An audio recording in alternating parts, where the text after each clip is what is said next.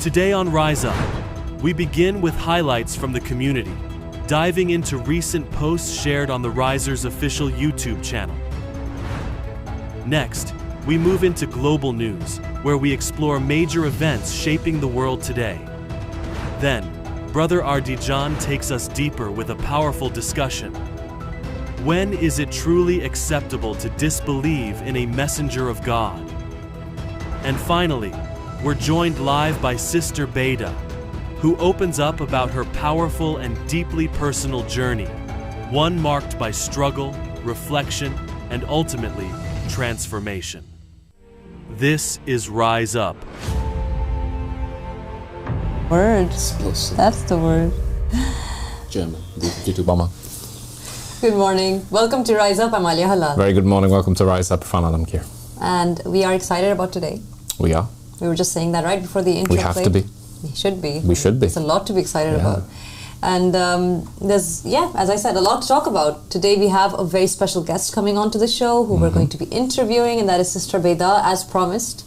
Hopefully everything goes well and she does appear to the set. I can't wait for that segment. I'm sure she will. She's a very bubbly personality, and you've already seen her on the School of Divine Mysteries, Yeah, exactly. Abu Sadiq, his last amazing talk on the superorganism. So great, yeah. Yes. And she was the ideal person. He's Really got this. Abu Sadiq, from his space, really knows his people. So he really knows who would be good to discuss which topic with. And he chose the ideal person for this subject because he brought up her I thought I was a good candidate, but... You would have been good too. Just kidding. Beda was the right candidate, for sure. But Beda was great, and I can't wait to jump into her story today on Rise Up in our I Found the Mahdi segment. Before we do that though, let's go to our community post segment and let's do some headlines as well as promised in the intro. Yes. Headlines that cover some of the issues and topics we brought up recently, but this is really putting an image and truth to the claims. We're not just making up the things that we say. So we have mainstream headlines that are talking about the phenomenon that we're seeing in the world in the wake of rising concerns about a potential global conflict breaking out, as well as other fears that cause the mega rich to do what they do, the elitists in society who have their own vested interests, which they put before the needs of the people that they claim to serve. So this is something that we're definitely going to cover as well today. So we have the post to start with. Let's see what it is that the Ansar are doing around the world. Starting with Morocco. Starting with Morocco. Wow, there we go. North Africa. I wonder where we're going to go next, but there's an upside down poster. I don't read that so good, but there now it's on a... That's it. That looks almost a bit like Marrakesh, having gone through the streets of Marrakesh. Have you noticed how popular the windshield idea is for the Middle East? Yeah, it's that Iran, Iraq, divine parking ticket. Yeah, the divine parking. If only people knew that this is a key to the door of salvation, they would kiss that paper and put it up in their living room and follow its instruction. It's just saying that you're suffering because you haven't recognized the Mahdi. You haven't recognized God's appointed caliph. And this is now Croatia. Croatia, with that familiar face, that very dear familiar brother from face. Croatia who's working hard day and night. He's a big member of the AROPL Balkans as well, isn't he? Yes, he is. Yeah. Very active member.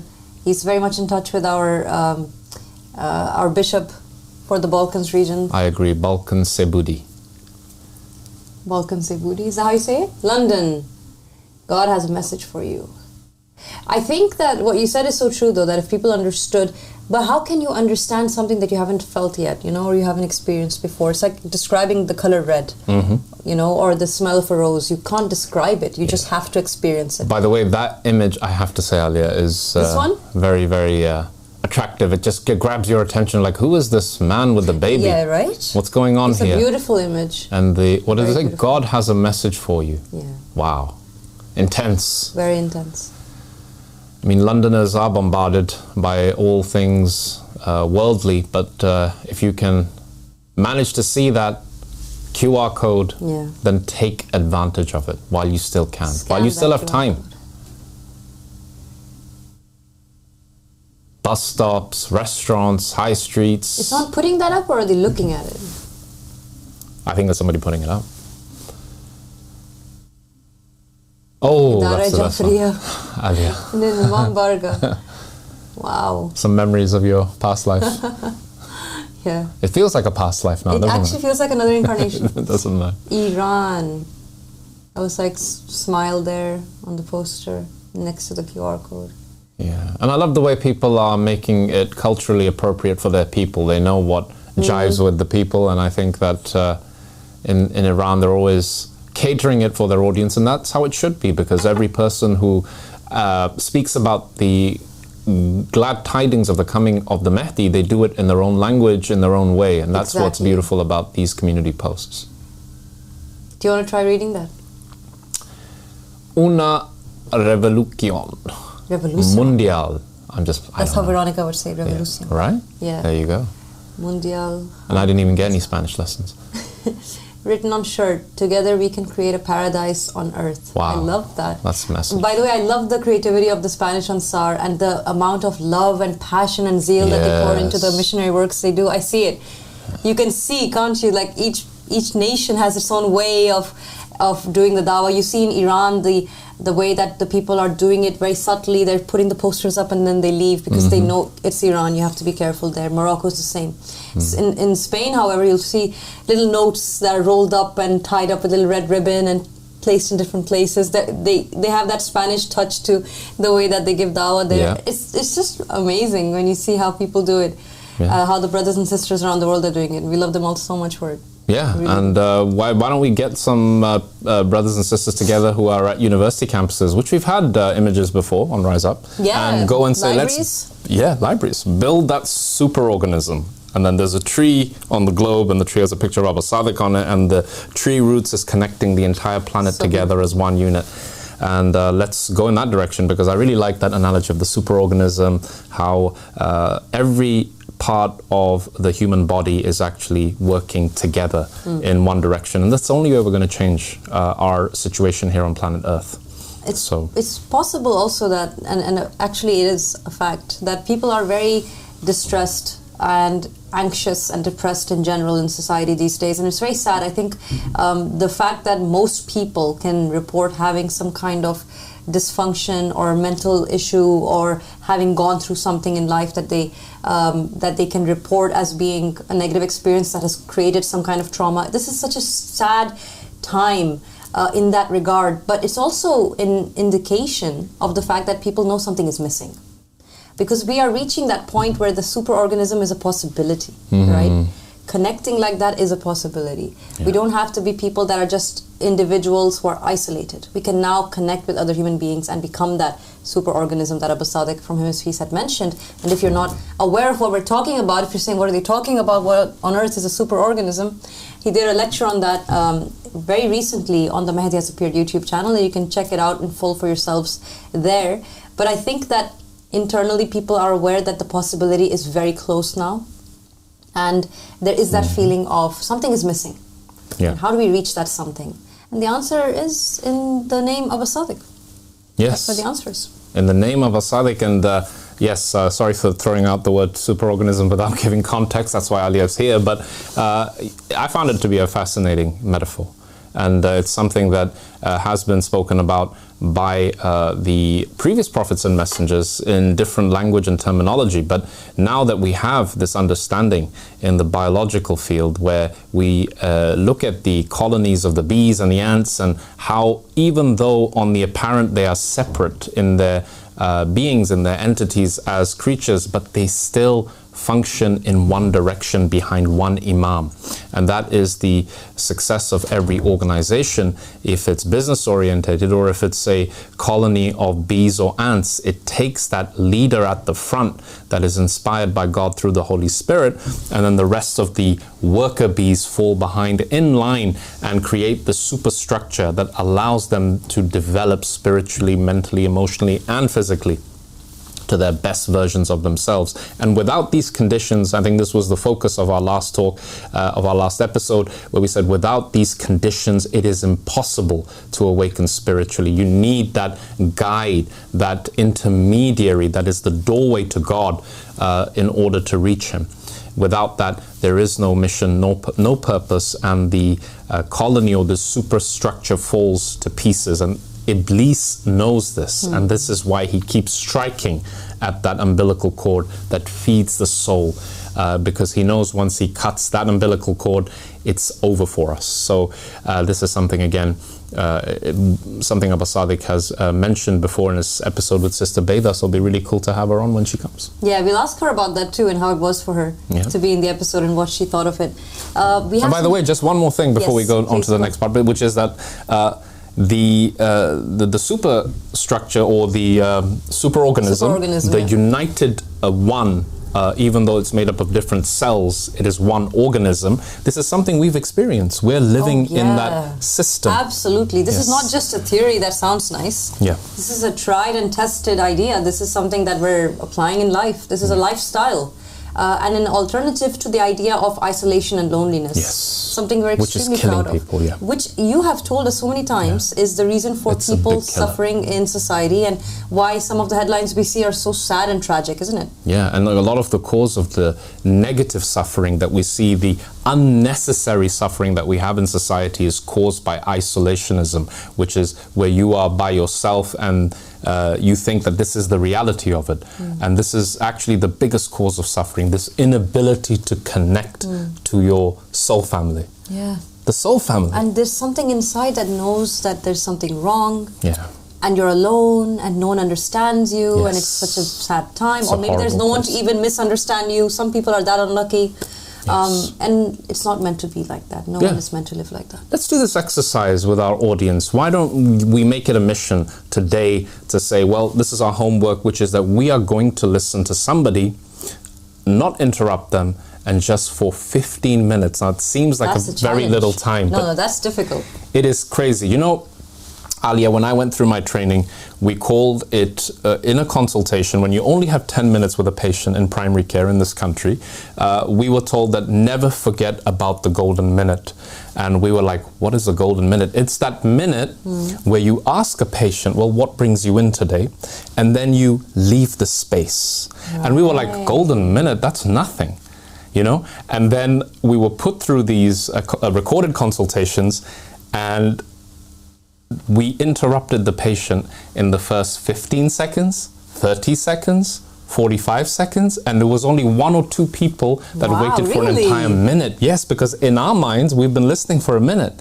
And there's that panic, have I missed something? Can I get them to clarify what they mean? Like an impulsive kind of, I need to respond now, it's time to talk. In the conversation. Yes, and the whole point is that then that person who was teaching us communication skills said that actually there was a study done, and this is going way back when I went to medical school about 10, 15 years ago, but they said back then they had studies to prove that doctors interrupt a patient in that first 30 seconds was 80 to 90%.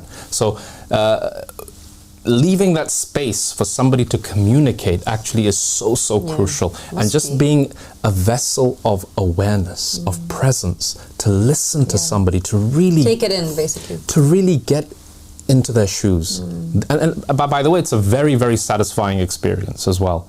And you'll pick up things that you will never have picked up had you not interrupted them. If you interrupt, you miss out. We think that we are going to miss out on something, but actually we miss out on so much more because we interrupt. Wow. That's so deep. I think that's something that everyone should be applying in life. It's not just about being a doctor now. This is like a human interaction thing, isn't it? Absolutely. Yeah. So what's the challenge, Doctor? Yeah, the challenge is let's go and be an ear to somebody, but a mindful ear, a present ear, and really be all attentive to somebody and just listen, whether it's your grandmother that you haven't seen for the last few months, whether it's one of your parents, whether it's one of your best friends, whether it's anybody that you care about, really, and be a space of compassionate love. Really try to understand the other person and see how your relationship and your interactions change. It's something we should all be practicing, and I remind myself before I say it to anybody else, and this is a reminder for myself in my position as a father, as a husband, as a member of this divine community, to really be present when I listen to my brother or sister speak, without judgment, without any judgment whatsoever. Just be a mirror, and it is incredibly therapeutic. That's a very, very nice challenge, I think. It shouldn't even be called a challenge. I think this is something that we should... Let's call it the Golden Minute Challenge. I love it. We should definitely be doing this. I think we need it. I think people need this. And being able to listen to somebody else's problems and being a safe space, right, for other human beings is actually a huge honor. It is. And a huge privilege. It's a huge privilege. And it's a very divine quality to be able to be that for somebody else. And I think this is something that... And honestly, I have to say that as always, the most exemplary person in this regard for us is Abba Sadiq. And Definitely. he is why? Because he always has been. Ever since we know him, this is the one, I would say, from all of his attributes, one of the first ones that strike you is that you realize, even back in Egypt, 2011 days, we saw that from him. That he was that ear that was willing to listen to any problems that anyone had, and people went to him with their problems. We would go to him and say, we don't know what to do, we feel confused about XYZ, etc., etc. And he would be there, non-judgmental, listening, kind, compassionate, having empathy for the person he's listening to. Even if he's not familiar with their culture or with where they come from, he still knew who he's speaking to because of that love he has for the person. So it is a possibility. It's something that makes the world a better place, I think, and it's free. You don't have to do much. All you have to do is listen. Yeah, and if you want to see the ego arising, this is a great way to make it come, because what will happen is when you are making this determination to listen to somebody and be that space for this individual, your ego will suddenly come up. Oh, I have this. Everything will suddenly come up. Right. You know that game that kids play where these little monsters pop up and you have to hammer them down? Yeah, whack-a-mole. Whack-a-mole, that's the one. Yeah, there you go. This is somebody who knows games. But this is exactly what you will experience when you practice this or you put it into practice. But actually, it's a deeply spiritual exercise. And actually, the way God has wired us, the beneficiary really is the listener. Wow. It's beautiful. That's right? beautiful. Yeah. That's the way God is. He's made salvation and peace and success in service to others. And if we just tune into that realization, we will notice all of our own problems melt away very quickly. So, the superorganism has, I think, stimulated a lot of thought. It has, and this is such a wholesome conversation. It's so beautiful that I hate to change the vibe, but usually when we talk about the headlines, it's not as wholesome. Yeah.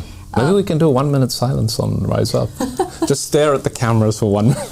Just pause just for 1 minute. Every now and then. And then you can go back to listening to us. No, we can't do that. That's all. But unfortunately, the headlines are usually quite negative. News around the world isn't so pleasant, and it's a sign of the end times that we've referred to many times here on Rise Up. And don't be alarmed if you're watching for the first time. If when we say end times, we're not saying that everything's about to end. We're saying that it's the end of an era. It's the end of an apocalyptic era. An unjust era. An unjust era, an end to oppression and tyranny, and it's the beginning of a new era. And we truly believe that it is that, and we're going towards it. We have worked so hard on going in that direction. So we do believe it's the end times, but not for the fact that everyone's going to go away and it's the end of the world, but rather the end of the era of oppression and tyranny.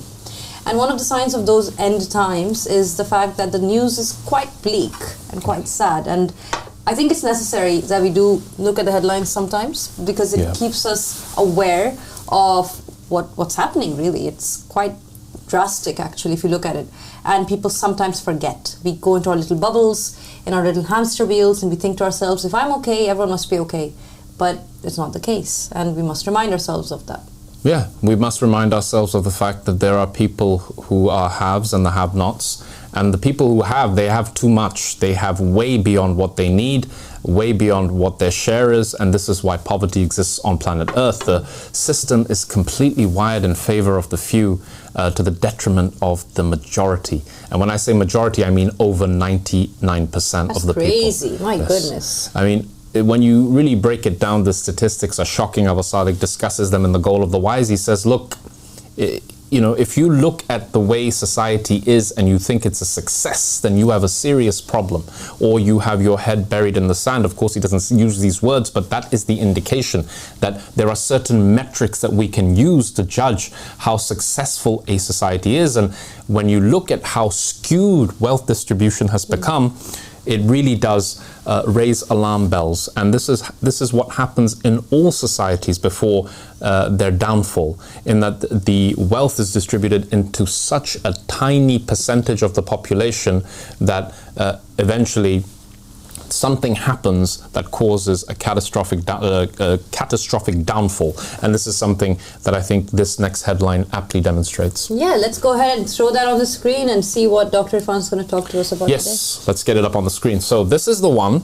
This was a headline which in 2025 says, inside the lavish 242 million pound doomsday bunker, so that's $300 million, where the ultra rich elite will retreat if World War III breaks out. That sounds like something you'd hear in a movie. Yeah. You know, that doesn't sound realistic. I remember before we started, I was like, Dr. Irfan, is that really a headline? Yeah. And you had to show me, didn't you, that it was a real one? To prove it. Now, this is a project that is being worked on in Virginia, just outside of Washington, D.C., and they're expecting it to become complete by 2026. So they've already started. So these are images of what it will look like, and you can see that these are bunkers that have been hewed into rock. And what does that remind you of? It reminds you of the story of Saleh, Prophet Saleh. Exactly. And this is where the ultra-rich think that they will be secure. So it says here, this underground bunker, which has been named Airy, will offer clients a taste of true luxury in the event of a disaster. So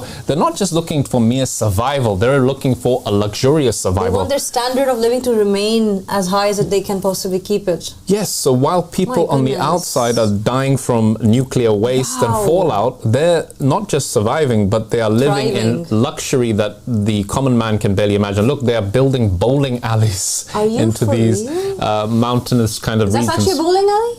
It is a bowling alley. That's what it is. I was like, what is that, a train track? Yeah. But it's actually a bowling alley because they need entertainment, right? And it has to be AI-generated healthcare. So in case they can't secure a medic in time, they have actually got the technology. This is so sad. I have to say, we have to pause here and realize what this means. It means that in the event of a nuclear explosion or World War III hitting, pandemic, like something so bad has happened, right, on the ground, that they are deciding to go underground to survive.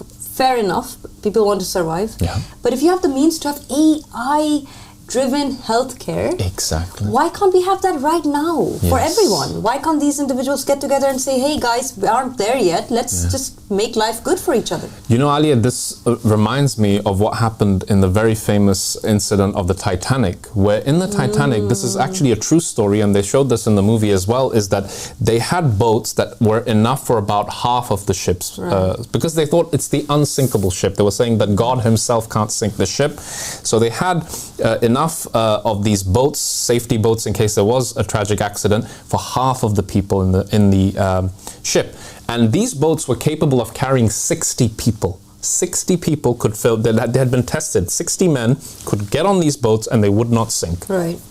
There were boats that had 10 people, and these were the rich people in the boats, right? So they were able to get on these boats as the Titanic is sinking into the freezing North Atlantic Ocean, and the other boats were siphoned across to the ultra-rich as well. And this is exactly what we're seeing with the building of these bunkers, that all these people, and they could see the people drowning, freezing, little children being held aloft by their parents to say, please take this child. And they said, no, we cannot go in this mess because they will drown the boat. They will all try and get on. This is heartlessness. This is cruelty. That's insanity. That's not human. That's not human. That is not, I mean, even animals don't do that. Yes. My goodness. And doesn't this remind you of the same thing when you look at the luxuriousness of these images, that you think, well, these people are preparing for a complete Holocaust, a mass annihilation or extinction event, and they have all of this money and space that could occupy so many, but they don't care. They are completely detached from the average man that is out there, that is looking to survive. They could build these bunkers. Why do these bunkers cost? One of these sort of apartments they're charging $20 million for. I mean, and you've seen the images. I just don't even understand that. Okay, we're being preemptive about a disaster that may happen. God forbid it be that bad, to that extent. Right now, people are dying as we speak. Why can't we take that kind of resource and help the world at the moment? There's nothing like the present, is there? Right. It's just very uncanny. It's really Just shows how much money there is to go around. It shows how much money there is to go around, and also shows that there's no level that human beings cannot sink to when it comes to being depraved or being selfish. My goodness. Yeah. Are there more images? Yeah, and I want the people to look it up. So it's a US-based company. It's called SAFE, S-A-F-E. It's an acronym as well.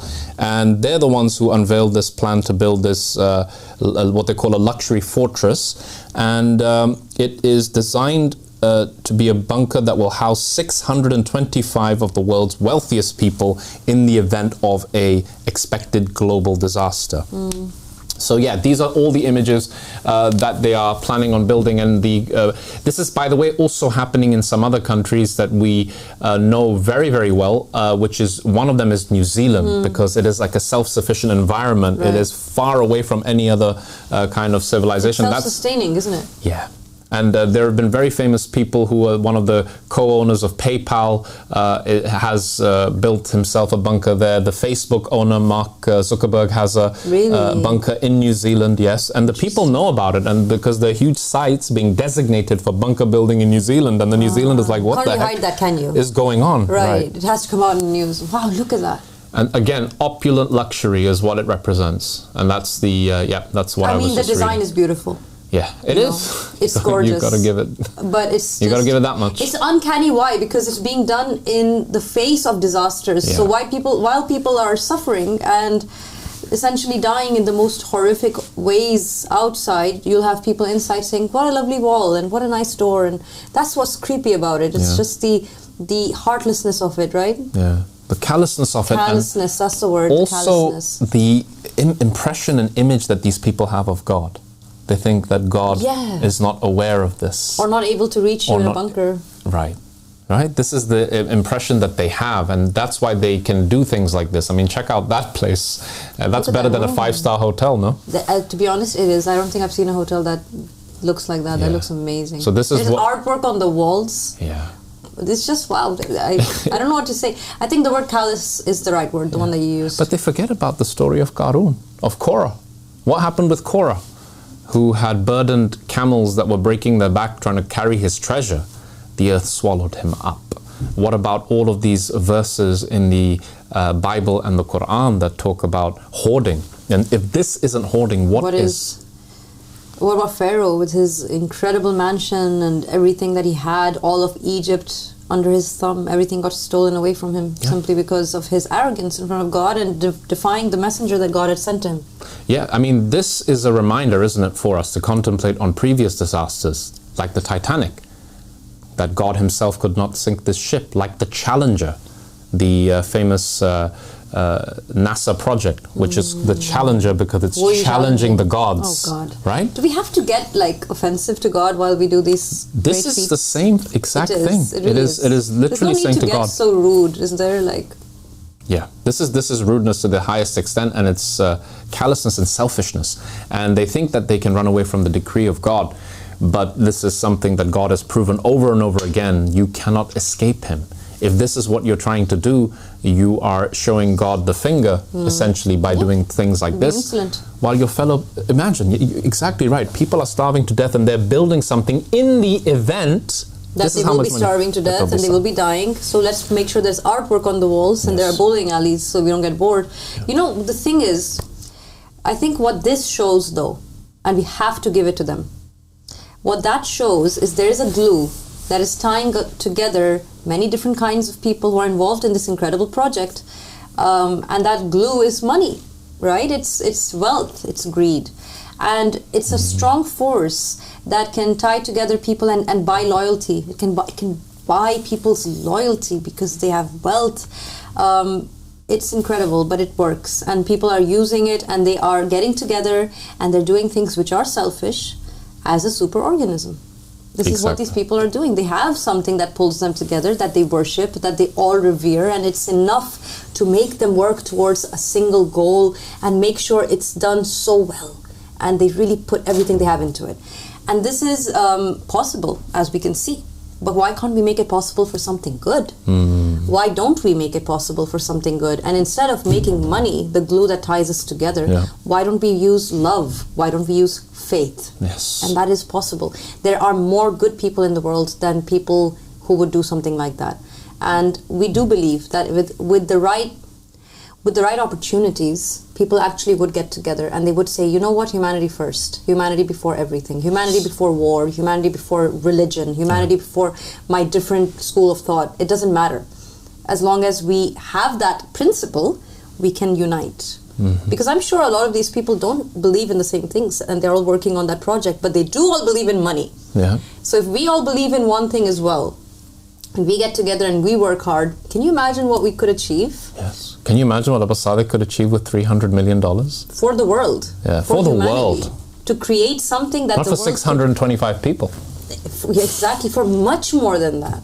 It's so possible and it's so close and it's something we definitely will do, and there are people waking up every day saying, hey, I do want to make sure that something good happens. I want to give something to God before I die. I want to live for something worthwhile. That is not something worthwhile to live for. Building a bunker, really. Imagine you die before you end up going in there. Exactly. What a waste of a life. Whereas you could live for people. You could live a lifestyle where you're living for the sake of seeing children smiling and thriving, and the uneducated having access to education, and people who couldn't have clean water before, now they're able to have clean water because you decided to put your life into something worthwhile. Yeah. And that's worth it. Why not? Why not do that? That's the superorganism that we should be creating. Yeah. And it really does, this headline really does put the words of Abu Sadiq into context, because he said that a time will come when the poor will eat the rich. Chilling words. Very chilling words. But you can see with headlines like this, when they have so much money that could save so many lives, that could prevent so many disasters happening now, that those words are very scary. They're very apt. And they should be for those people who practice these things, such as what we just witnessed on this headline. And I think that it's interesting because the callousness and the heartlessness of that kind of project, it should be a wake-up call. Because those individuals are the ones who are making the decisions on what's happening with the rest of that 99%. Exactly. That's absolutely horrific. Yeah, that's what we're against. That's why we're here. That's why we're rising up. Because of this. Yeah, because of this exact thing that exists in our society. It's disgraceful. It's disgusting. And it should inspire resentment, and it should create that moral indignation against these elites that cripple and crush you while they have the money to build for themselves just in case mansions in the mountains. And by the way, this is just the low level. The other things that I've seen online, the actual finished projects are next level. And this is just for individuals, not for 600 people. This is strategically built by SAFE outside of DC, so you'd imagine the influential politicians and their cronies would, this is probably a home for them in the event of a nuclear war, for example, but this is just the tip of the iceberg. Very chilling stuff. Yes. And again, we did say before we started it would be bleak. We promised it and we delivered.